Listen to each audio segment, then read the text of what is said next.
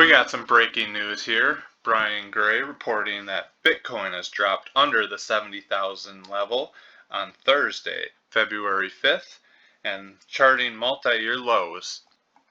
On October of 2025, it had a all-time high of 126,000, and right now, as we're sitting at, it's almost half of that. Currently today, it's down 10%, but currently in the past hour, it has stabilized from dropping further, and we're going to see if it stabilizes at the 65,000 mark, or if we see a bounce back or a further decline.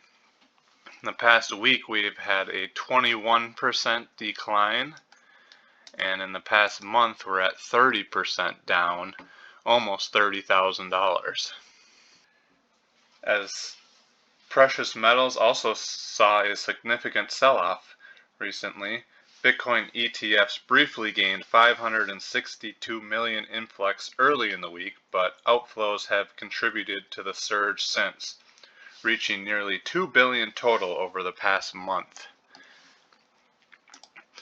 With this big dip, it provides a very good opportunity for people that believe in the cryptocurrency, as it gives people a chance to either jump in for the first time or continue to add to your portfolio of Bitcoin at a much cheaper level that when it was around 100,000 was a little tougher to jump into, but now at 65,000 you can easily get into it and have an opportunity to double your money if it gets back to its all-time high.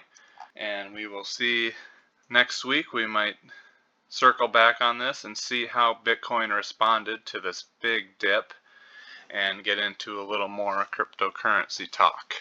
If you have any questions, leave a comment and let us know in the comments what you think is going to happen from here with Bitcoin.